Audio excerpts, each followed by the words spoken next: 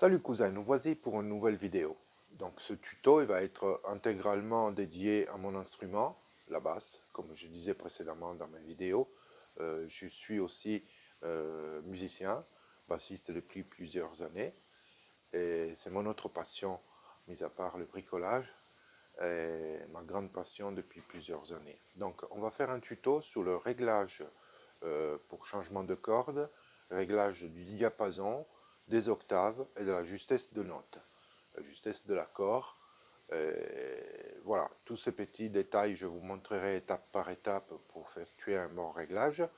Donc on y va de suite, c'est parti, à tout de suite.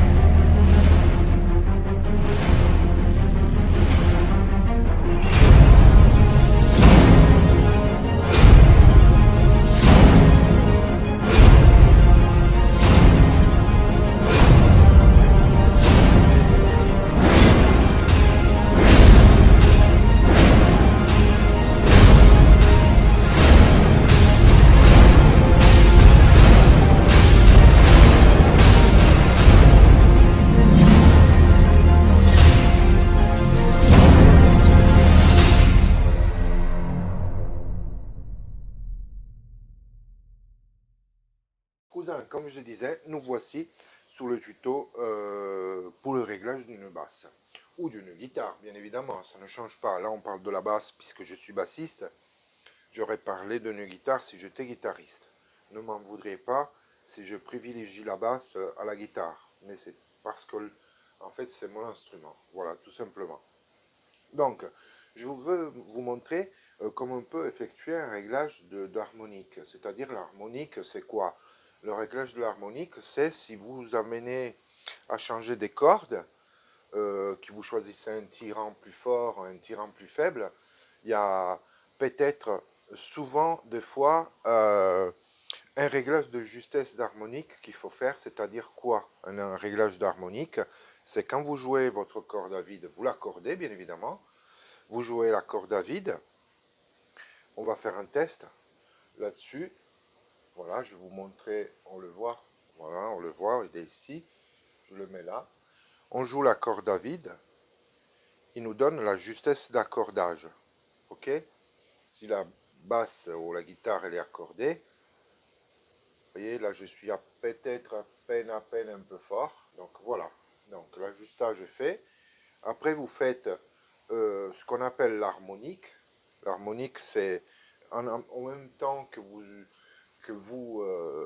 jouez la corde, vous appuyez en même temps sous la corde et vous sortez le doigt, c'est un appui bref. Voilà, et vous faites l'harmonique. L'harmonique est bonne. Et après, vous jouez la deuxième case. La deuxième case, c'est où il y a le deux points. Le deux points, c'est-à-dire l'octave. Vous appuyez à deuxième case. Et vous voyez, là, je le fais exprès. Bon, là, elle est presque juste. Mais voilà, elle n'est pas tout à fait. Là, on est bon. Là, en harmonique, on est bon. Et en octave, je descends un peu. Donc, qu'est-ce qu'il faut faire? Il faut ramener l'aiguille au centre. Pour ramener l'aiguille au centre, qu'est-ce qu'on doit faire? Donc, il y a un pontet sur votre pont. C'est des pontets qui sont bon, par le nombre de cordes, bien évidemment. 4 pour une basse, 4 cordes. 5 pour une basse, 5 cordes. Et ainsi de suite. Pour une guitare, 6, 7. Voilà, ça dépend de la guitare que vous avez. Donc, là, il me demande que je dois monter. Qu'est-ce que je dois faire pour monter? Donc, il y a un système très simple à suivre. C'est-à-dire que s'il demande à monter, ça veut dire que de la case, donc du capot, donc tout en du sillet, pour dire exactement le terme, du sillet mettre en haut au pont, là, j'ai trop d'envergure. Ça veut dire que j'ai pas assez d'envergure. Ça veut dire que l'aiguille, elle descend. Tu vois? Donc, il faut que je remonte l'aiguille vers le centre. Là, je ne suis pas juste à 100%, tu vois. Il demande un petit chouïa à monter. Donc, pour monter, qu'est-ce qu'il faut faire? C'est simple. Ça, c'est le pontet du pont. Ça, c'est l'aiguille. Pour monter, voilà, je dois approcher.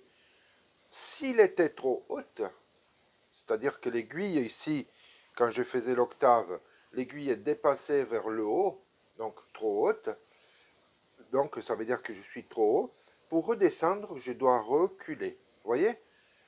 Approcher, monter, reculer, descendre. Vous voyez le sens des mains? Voilà. Approcher, monter, reculer, descendre. Voilà. Donc là, je dois approcher. Donc, je prends mon tournevis.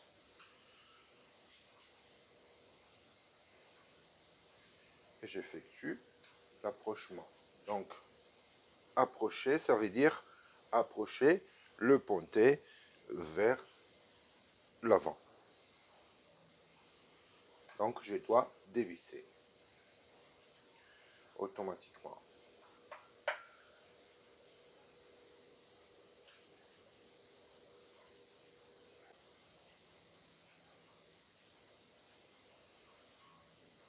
Voilà.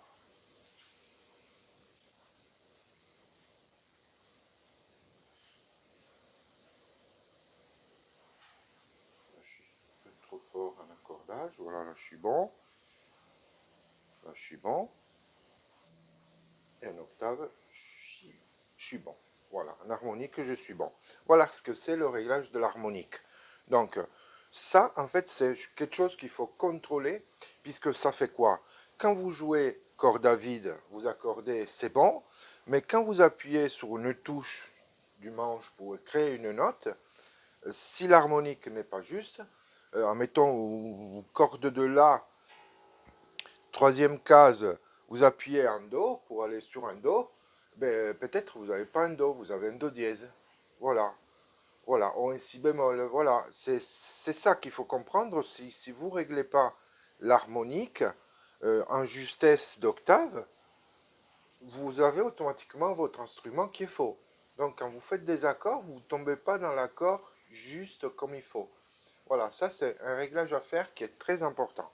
Donc cousin, quand tu changes les cordes, ou même si tu ne les as pas changées, que tu les as changées il n'y a pas longtemps, fais ce test d'harmonique. Voilà, ça c'est quelque chose qu'il faut quand même connaître et quand même savoir régler. Donc on récapitule, vous changez les cordes, vous tirez dessus pour bien la détendre et tout ça. Une fois que la corde est bien détendue, vous faites le réglage de l'accord. Quand vous faites la corde à vide, elle doit sonner juste. Vous faites l'octave. Tu sens le son, c'est pas le même. À vide, harmonique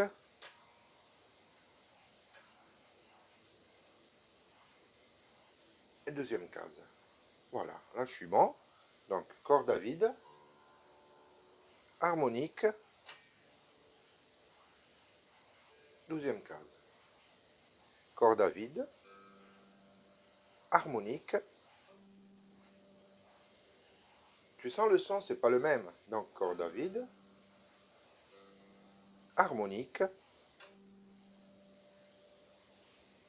douzième case.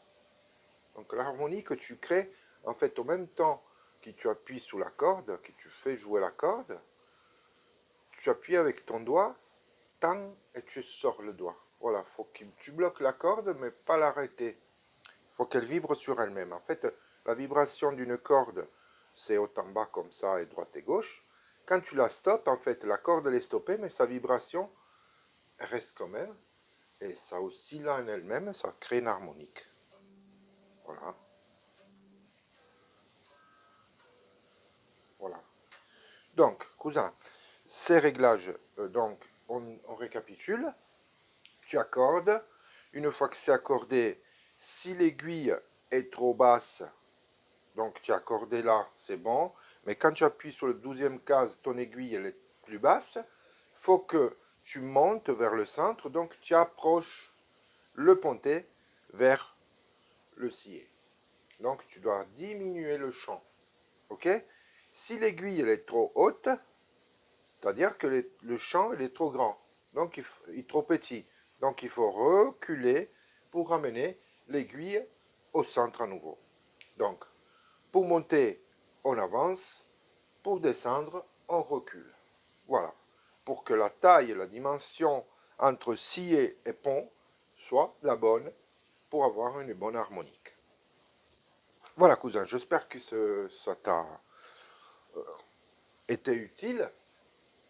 Après, quoi dire d'autre? Essayez de régler la basse. Après, il y a le nettoyage. Quand je vous change les cordes, n'oubliez pas de faire un nettoyage de fret. Moi, personnellement, je vous conseille un nettoyage de fret avec de la paille double zéro. N'oubliez pas, quand vous avez enlevé vos cordes, vos anciennes cordes, de masquer les micros avec un scotch. Voilà. Vous masquez vos micros avec un scotch, un ruban ou du papier peintre, ce que vous avez sous le coude. Vous devez le cacher. Pourquoi?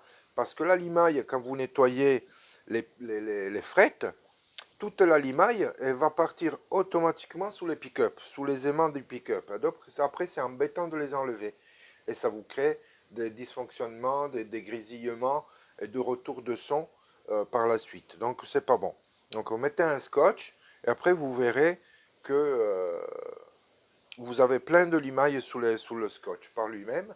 Donc vous nettoyez le scotch après par le mieux avec un chiffon doux, avec quelque chose.